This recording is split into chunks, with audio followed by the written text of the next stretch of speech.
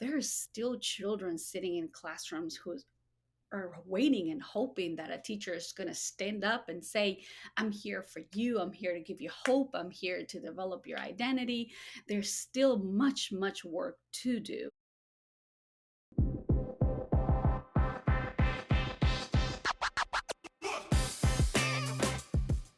Welcome to School and Around, a podcast hosted by Branching Minds featuring prominent leaders, subject matter experts, and thought innovators with their perspectives on the current challenges facing K-12 education. I'm your host, Larissa Napolitan, a former teacher, instructional coach, and a member of the Branching Minds team, here to lead conversations with educational leaders and experts. My hope is to share with you not only valuable insights and knowledge from leaders in education, but have fun while doing it and shine a light on phenomenal educators and those that are on a mission to transform our schools and the lives of students.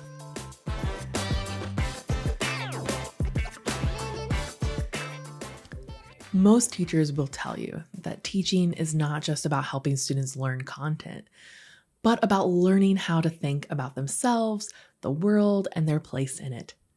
Our guest today talks a lot about the power of story and how that can help students find their way, especially if they're an immigrant student encountering language and cultural challenges.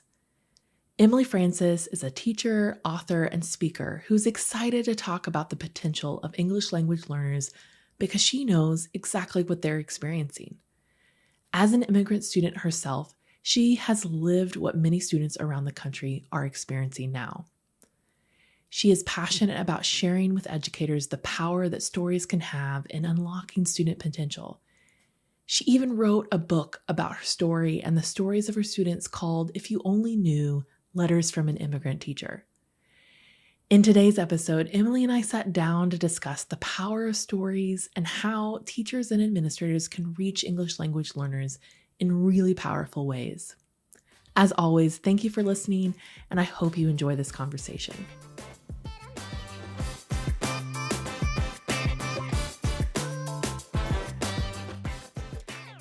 I am so excited to welcome our guest today, Emily Francis.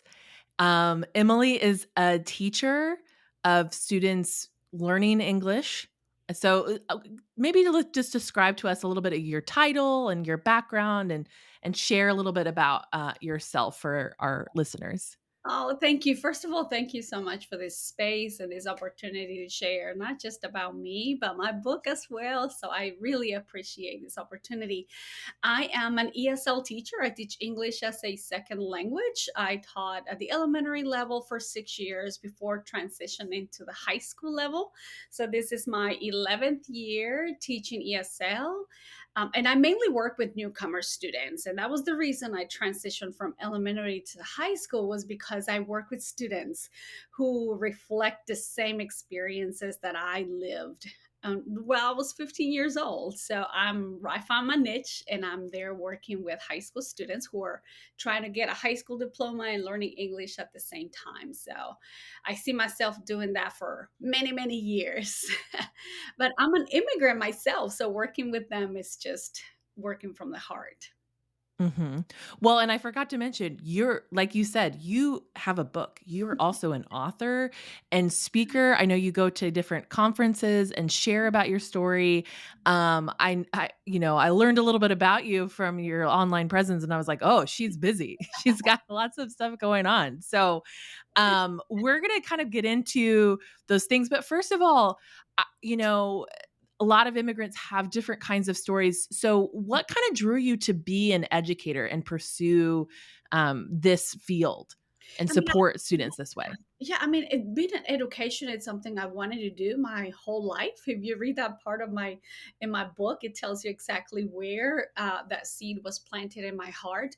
But being an English language learner, that seemed like a so far away dream come true. Is just I struggled with so many factors to get to the point of becoming a teacher, and I think that's exactly what pushed me more to get this licensure to work with students who are experiencing the same things that I experienced. And so, just the fact that I was able to get into a field where I can work with students to change that narrative, it's just, like you said, your presence in social medias, I'm all over the place because the stories need to be heard about the possibilities, like Mhm. I struggled, I went through all of these things, but the goal is to finally become a world changer. And I think that's what we're doing with students, trying to help them find that way, that path to become the world changers we want them to be. Mhm. And really changing the world of one student can also change a family, can change a group of students, their friends, everyone that that student interacts with can also be changed because of their story. I think that's so I'm already got goosebumps. I'm so excited. This is Yeah. because I see that like I in your intro in your book you just said you talked about the power of stories and like how the need to share the stories. And so um I would love to talk just a little bit about your book. It's called If You Only Knew, Letters from an Immigrant Teacher. So what have you learned in the process of writing this book and sharing these stories with people? What's something maybe you've learned as talked about it and gone out to conferences and things like Yeah. that?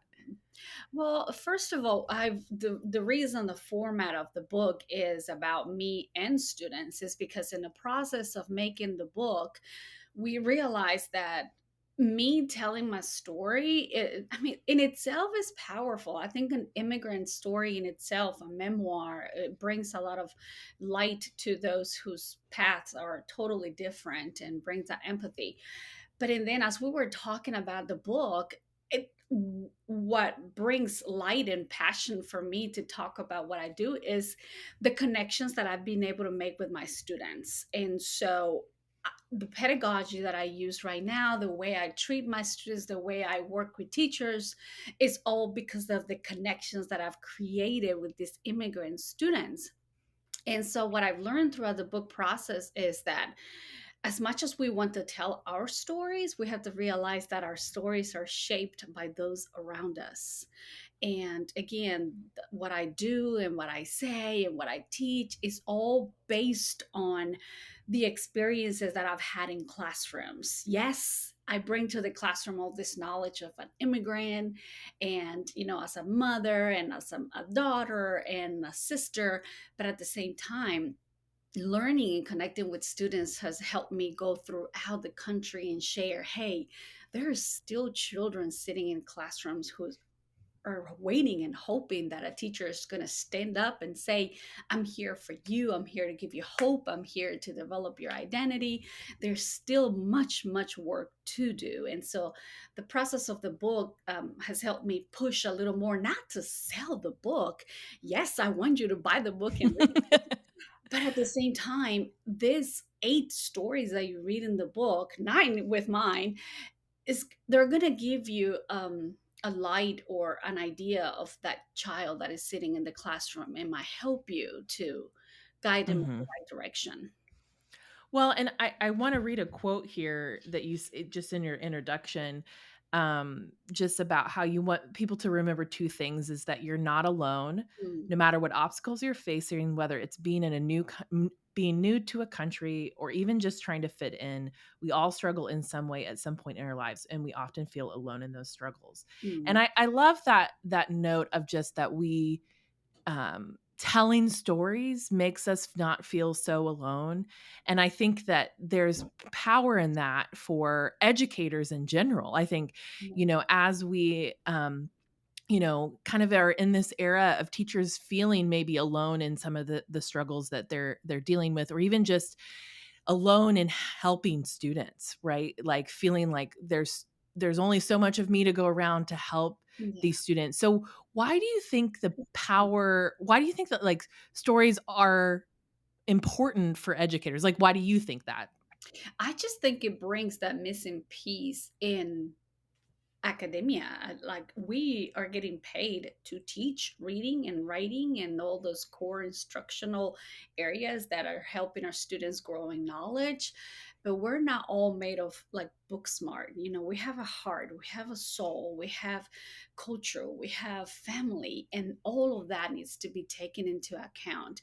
And so as great as someone has just come out of college with all this knowledge and content, making connections with children and getting to know their stories is going to bring that peace that you need to be able Mm, to really connect with the student, to say, hey, it's not all about learning this content, it's not all about learning how to do this math problem, it's about being human, like really developing who you are, because really who we are is what's going to help you in society. Like, look what I'm doing right now. I'm out in the world using my own experiences to shape someone else's identity. And so our children are like that too. So if we only focus on content and not connecting with personal stories, we're teaching our children that it's all about academia and not really about human connections. Like, we all crave connections. We all want to say, oh, I'm like you, or oh, I'm different than you, but really had to be explicitly taught. Like, I, for 10 years, never shared my immigrant story until someone asked. mm, So for children, they are going to be hiding that story or putting it away, thinking that it's not important until someone asks. And I think it's us as educators to provide that space, that mhm. time, and that chair at the classroom for them to share their stories. Well, I feel like this really resonates with me as an English teacher. Mm, One of the things I was really passionate about was students learning to write and having that rhythm of um telling their story and like doing that personal essay, that work um to sort of like really dig into memories or even just mm, like how they experience life. And I think that that can be really powerful for them to learn.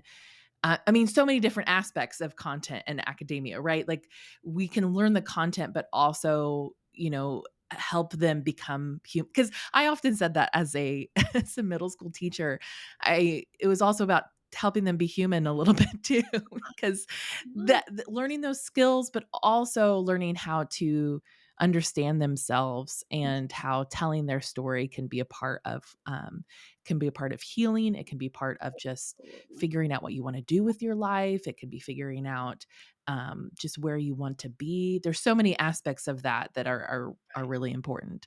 And I like what you said about connection, how it's not just content but also connection. Mhm. And I think it's so important, especially for learning. I mean, and that plays into brain science, right? Like it goes back to the idea of when we um make connections with other human beings, it connects in the brain, like, Mhm. and how Yeah. that really helps cement Yeah. those skills for those students. Right, that's right. And if I can give you an example, you find that in the book with my economics teacher, when I was finally able to leave the ESL classroom to go to a content classroom, sitting there with my economics teacher, open to page 134. Let's read about supply and demand. So there am I reading about a content that he's getting paid for to teach me, but at the same time, I'm reading it and making a personal connections because I knew all about supply and demand. I had sold oranges as a 9-year old. I knew what it was to supply and demand personally. So if I would have had a personal connection with that teacher, I would have raised my hand and say, hey, can I share with my peers Mm, about this, like real life stuff? But because I never had that interaction with teachers, I kept that to myself. And look at that. That was a waste of mhm. interaction that I could have had. And that's why I'm so huge about, yes, we need to teach our content, but at the same time, let's find what our students already know about this and see what richness they can bring to enhance that piece of the academia in the Yeah. classroom. Well, and I think, around here we talk about MTSS, and one of the Mm, aspects of MTSS is that mm, strengths-based mhm. instruction, and learning how to to identify those strengths in a student and utilize that in the way that you help them. I mean, I just remember like I have students that were really gifted artists. And so I would help let them illustrate different things or use a picture to instead of writing something, because they wanted, I knew that they would like gravitate towards that. And Right. even more so is like if I could hey, like, hey, can I use that for my next class? And they're like, They feel okay. good. That's But that's what I think that, like, good teachers can find those gems in students and really, like, highlight that and shine that and help kinda dig for those diamonds of their skills and their strengths. I agree. Um, Mhm. but you have to have a relationship with those students, like you said, you have to build that connection, and I think that's why there's so much I think there's a lot of statistics around, like, the power of a relationship with a student and how much that can impact what that student does in the classroom. So, like, I mean, I think we highlight on this podcast a lot how multifaceted teachers have to be and Yes. all the things that they have to do with students. Yeah, like think in the moment too, because you could be like so focused in your content, and then you'll have a student who interrupts and say, "Hey, I have a connection," and you have to allow that space and time, and that may throw off your lesson plan a little bit. And in that moment, as a teacher, we just gotta switch hats and allow that student to interact with that content, Mhm. share with peers, and that creates connection not just with teacher to student but student to student, because I never was able Mm. to interact with any of my peers. Nobody ever knew anything about me, as I couldn't make those connections unless they spoke Spanish then, but I never even told them anything. So Mhm. it's important to allow that time. Yeah. Well, and I think that that is also true in, building the peer to peer because I think that that helps with language development is like that interactions from peer to peer and being able to actually, go beyond just the talking about homework and Mhm. and building those friendships. Yes. And that's important for I mean social development and just being able to form relationships with students around them. So it Right. makes them feel like they belong too. I think there's a huge part of, especially I would say think that students coming from another country, like there's already so many elements of that feeling like you don't belong, but like to not belong among peers, people who your own age, like like there's so many layers to it. And so Absolutely. building in that space and time for students to connect is also important too. Totally agree. Yes. Yeah. Yeah. So how have you seen your work in writing this book impact yourself as an educator and even just maybe the educators around you? Well, I mean, I think as I read the book, I do see the strength of those connections with students. So I make it a goal to continue that same work that I started with making connections. So as soon as I get a new student, if it worked in the past, then I need to continue doing that.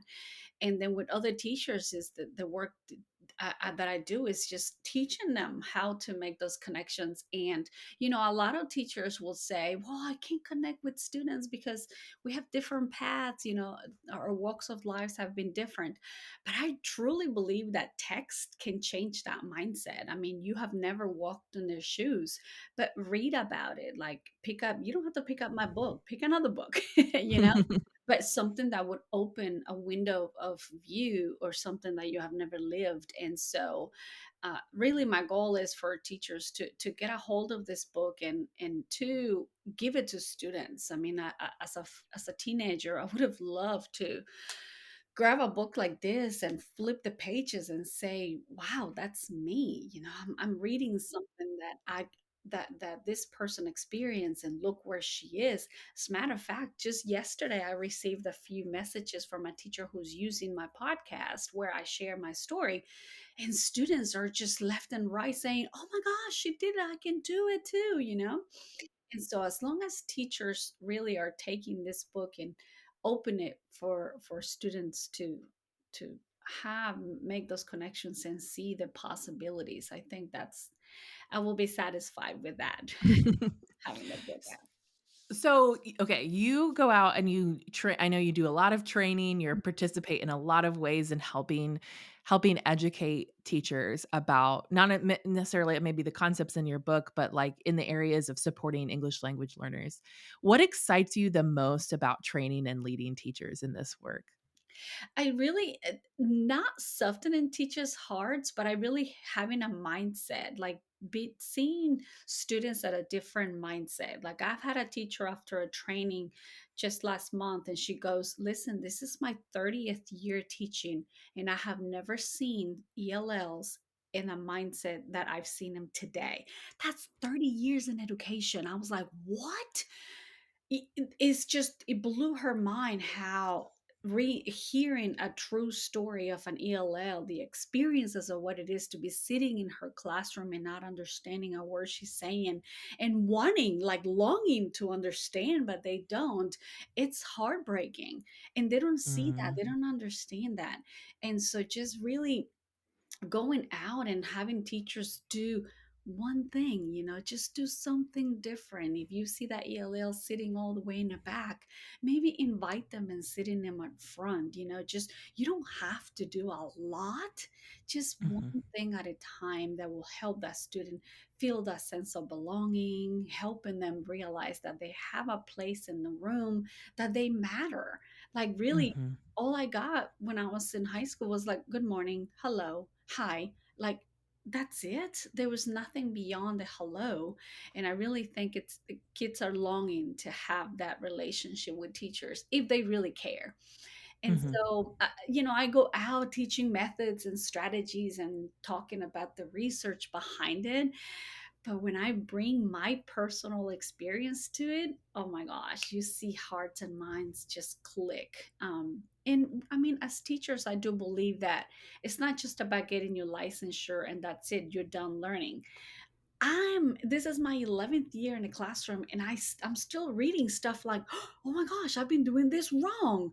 Like, we are always learning and changing our pedagogy. Our students' lives are different today than they were 10 years ago. So why would I be employing the same strategies when lives are different today? And so just going around bringing that new research and talking about new methods that are working, it's passionate to me. Like I wouldn't do that for for life.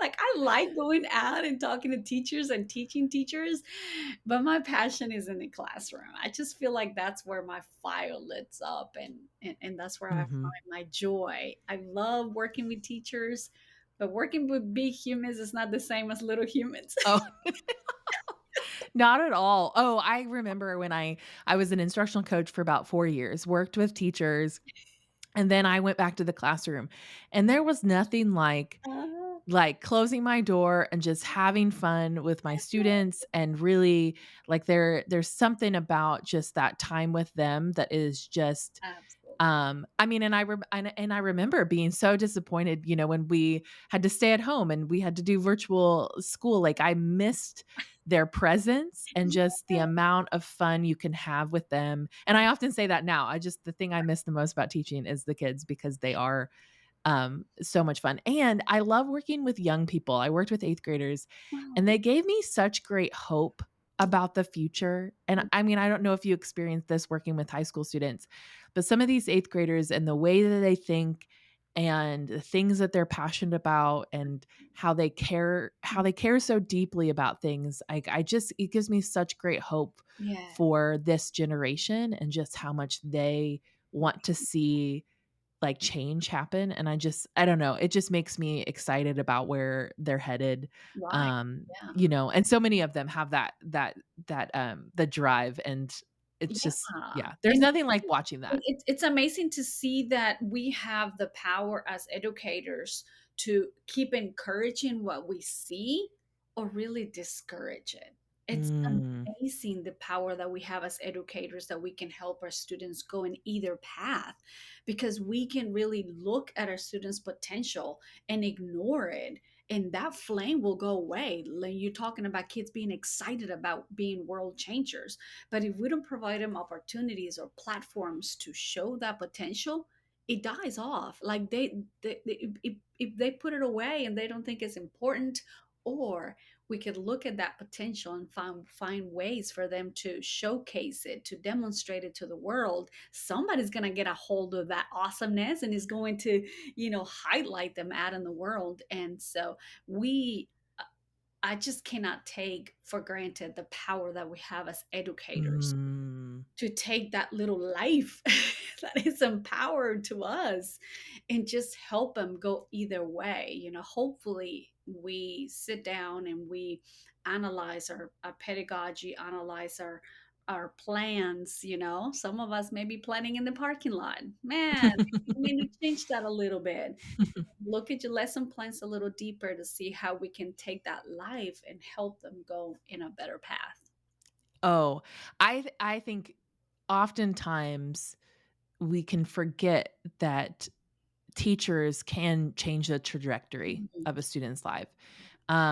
One teacher, one comment, there's things that students will come back and say to me after I like kind of offhanded, not negative comments, but like just offhanded encouragement. And they're like, oh, that meant a lot to me. And I don't even remember saying it, Yeah. but Mhm. but that's why I think it's like, if that's embedded in your practice Yeah. as a teacher and as an educator, Mhm. and I think even as a human being, Mhm. to be encouraging to the people around you, to your students, Mhm. that plants seeds, right? And that is, you never know who else is going to water it. And as a middle school teacher, I maybe didn't always get to see the end results. Right. They'd go on to high school, Yes. but it's so fun to Mhm. see. It was fun to see my students graduate high school and go on and see them do really cool things. Yeah. And sometimes I'm like, I could see that as a middle school teacher, or Mhm. I could see them as, that way. And um, I think that there is that power. And you can see it, like people who, accept Oscars and awards, are thanking a teacher, and they're Yeah. like, for that third grade teacher who told me I could be a writer. Wow. Like those are Beautiful. things that's like, Beautiful. man, if you remember that from a third grade, like Yeah. every word out of your mouth should be as a teacher should be always encouraging, and just helpful to students seeing their potential, because they have so much potential. Absolutely. And we have to fan the flame, like you said. that's Mhm. that's a that's a great point. Mhm. So okay, I'm curious here what you think, because we talk a lot to administrators and leaders in schools trying to help inspire and coach teachers. What would you say to what should school leaders and educators know about English language learners in school? Well, first of all, we need to understand that in order to support English language learners, there needs to be a community of support. Mm, I've learned when I started in this profession, especially as an ESL teacher, I thought, oh, I'm going to be their salvation. Like, I'm going to change them. I am, I. And it got to a point when I realized that I cannot do everything. And so, as administrators and teachers, we all need to understand that if we don't build a community of support on campus, our students might fall apart because they leave your classroom. Yes, you care for them, you coach them, you help them, but if they leave your classroom and they step on the next classroom and they are ignored the rest of the day, of no administrator checks on them or no counselor checks on them, then that's a waste of time. So I have learned that when they leave my classroom, the teacher next door is going to say hello to that ELL. The student counselor is going to check on them because they just came from another country. That social worker is going to check on, make sure they have what they need outside of campus. Like, I need to make sure that all the people on campus are aware that there's an ELL that needs support. And so that in itself has worked on my campus. At least I need my students to know that I'm not the only one, that yes, they can come to me if they need help, they can come to me if they need whatever, but they can also go next door and Miss Soul is going to help you, so that's so important. So as administrators, look for those body of supports that you can put in place for students. mm, So if the student is going from hole one to hole two, they need to make sure that there is someone in both holes that will support that student. I know it takes work. I mean, it takes work because, I mean, we have 890 students on my campus. But there's only 100 ELLs. So what can we do? What can we put in place to support that minority that really gets ignored in many times? And Mhm. ignoring them can lead them to the wrong path, and we don't want that. So at front, we need to build that MTSS team that you were talking about. Mhm. Call it MTSS because it's really not all about academics. I really think that the MTSS process needs to be for it's emotional support for immigrants who just came from another country, and that will be my biggest tip for everyone. Just get to know that children need a lot of people who understands them, not just one. Mhm. Well, and they need well, because I think feeling seen and feeling like, "Oh, they know that I'm here, they're paying attention, there's people I can go to ask for Mhm. help, like, having several people because I think oftentimes, especially if you're learning a language too, like, feeling places where you can feel comfortable to mess up, to feel like even if you don't say something right, like, you feel safe. Mhm. It's so important to build those relationships, and that it takes time, and it takes intentionality, I think, on the adult's part to really check in on the student, to see what they need, Yes. to offer routes because I know in my classroom I was ESL certified, so I had all the language learners, and what was fun about that was that there's some classes I had like more like a larger group of them and the Mhm. others, and so really trying to create a community of support. So it's like everyone in the class was involved with each other, so that really helped them feel safe in Yeah. that way. Yeah. And but it took a lot of time and intentionality of like, Yes. buddying kids up. Sometimes we're like, "Oh, I know they both like this thing," and Um, that's making those connections with students. mhm. So, and I think also too, like that is like extracurriculars are a great way to help kids get involved and finding a place to feel like they have something in common with other people and adults too. So Yes, absolutely. yeah. Yeah. So, any other advice that you would have for, educators in, helping them understand the immigrant journey or just even supporting English language learners? Well, being an ESL teacher, I think second language acquisition is huge for me. And I think that's something that not a lot of teachers are aware of how second language is acquired and how second language process works. Mhm. And so I've had teachers who said, well, he's been here for 6 months. He hasn't said a word. Well, second language process works a certain way. So sometimes the lack of knowledge can cause a teacher to be acting in a way that they shouldn't be acting or being impatient toward an English language learner.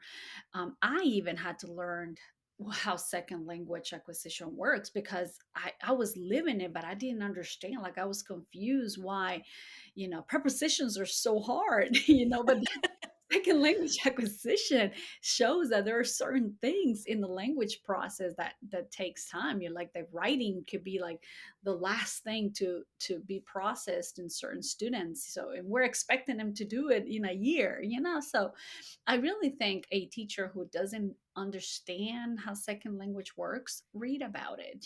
There's so Mhm. much research out there that can highlight you in understanding that, hey, a student has been here 6 months and they haven't said a word. That's part of the culture shock. That's the way it is. It really takes 6 months for them to just be a sponge and not say anything. Mhm. And then after that, really the learning of the second language acquisition will teach you what to do to help the student grow in linguistic levels. And so it's not just about the ESL teacher doing the work. I'm sorry, but Mm. research shows that it's not just me teaching English. We are all you learn English in math, you learn English in social studies, you learn English in physical science. That's why I don't teach ESL in isolation. I go into the classroom. So while the student is learning math 3, I'm helping him with the English language because that's what research says. And so the more we know about this research behind it, the more we're going to help students grow linguistically. Yeah.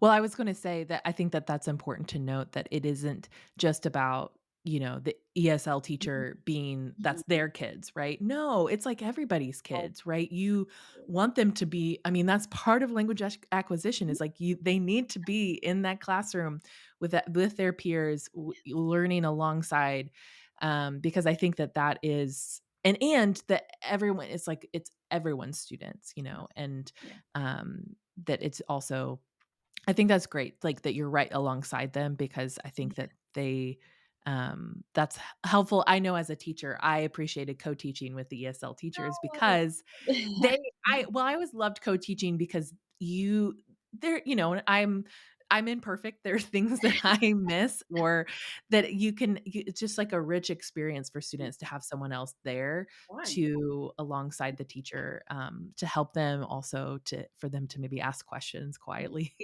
Yeah, yeah. because I think that that's Mhm. even someone that they maybe have a safe relationship, like, that they can be right there with Yes, them too is yes, great. yes. One of my good friends who just did a seminar said, we don't know everything. That's Katie Topple. And that's why we need to build collaboration with teachers because we build on somebody else's strength. And I was like, oh, that's what we do in co-teaching.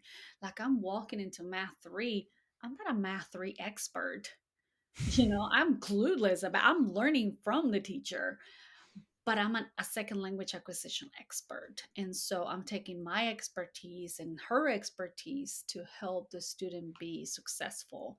It's so important to see the value in others' strengths because if I walk in there saying, I'm the one here saving this ELL, that's the wrong mindset. That's going to push Mhm. away that co teacher versus luring that teacher toward that Mhm. collaboration piece. Yeah, and that teacher probably learns things from you that then can impact all of the Yeah. students. Because I think that I always think there's concepts in differentiating instruction and differentiating for that language learners that also can help other students too in small ways, because I think that y- those I don't know, it just like helps enrich the experience for everyone. I agree. I Yeah. agree. So you talked a little bit about learning about, second language acquisition. Are there any other resources besides your book, of course, that you would point educators to that could be helpful in supporting their students? I mean, I'm huge about, whenever a book comes out, a professional development book, I read it. And again, there's new research out there that is changing the pedagogy. Like something I used to do years ago doesn't work anymore, like popcorn reading. I used to be huge back then. It doesn't work anymore. So as I read a book, I'm like, oh, this is new. I'm going to change it. So Boosting Achievement by Carol Salva is a book that has taught me how to work with newcomer students. And Valentina Gonzalez writes a lot about reading and writing. Sarah Otto's book that says Language Lens teaches a teacher how to see their content through a language lens. So books like that, I mean, I can name many, many books, but as soon as the book is out, I'm like, I get my hands on that book because I need to learn more than what I already know. And so, I mean, read memoir. 2% of the books out there are about the immigrant experience. Solito just came out, and we have never had books out in the world about 9-year-olds crossing the desert. There it is. Read it. Mm, Lives have crossed deserts, but they have not written books about it until now. And so, anytime that something comes out there written by others who know more than we do, read it, get to know it, research. yeah. Well, and I think that the other thing I would always tell teachers is to, especially English teachers in their classroom libraries, to be intentional about the Mm, books that they have available for students. Because if a student can read a book that reflects their life, mm. that makes them feel so not alone. Like you said, you're not alone, and Yeah, stories help you feel not alone. yeah. And because isn't I forget whose quote it is, but often, the idea that stories help you go, oh, me too? Like, Oh, like, oh, mhm. and I think that that is really powerful for students. I know that a lot of my students really appreciated when Yeah, they had books with characters that looked like them, that had experiences like them, because they see themselves reflected in those, and that's so powerful for Yeah. human beings for that. Yeah. And it shapes the teacher's perspectives too, because I can walk in a classroom and I don't know about your life, but if I see that you have a book on your desk about an immigrant experience, that will say a lot about you.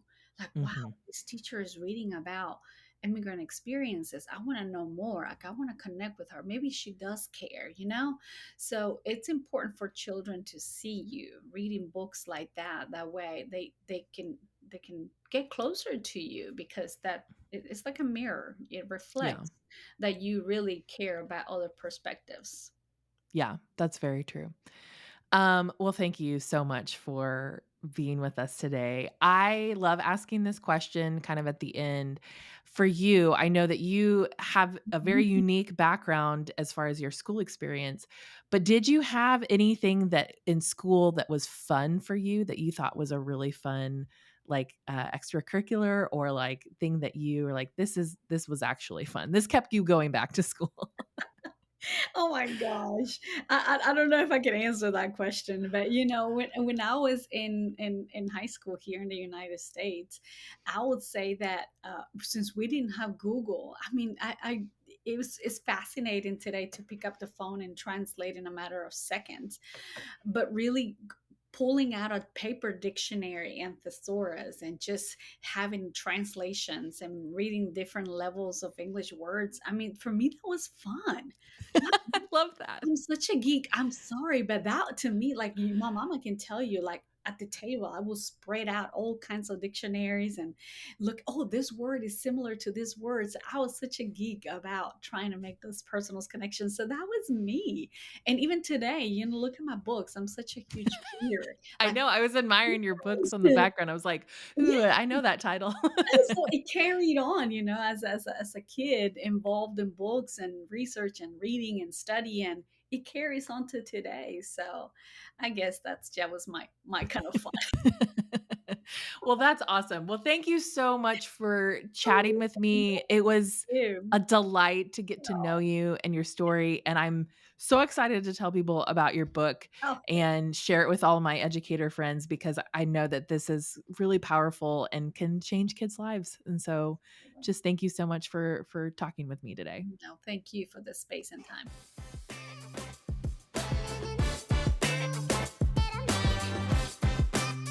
Thanks for listening to School and Around, a podcast hosted by Branching Minds. And don't forget to subscribe to this podcast to hear all our future episodes.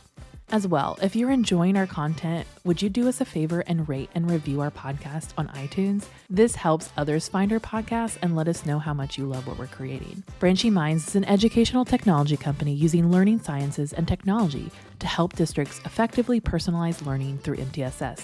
To learn more about us, check out our website, branchingminds.com, or follow us on Twitter, Facebook, or LinkedIn @BranchingMinds.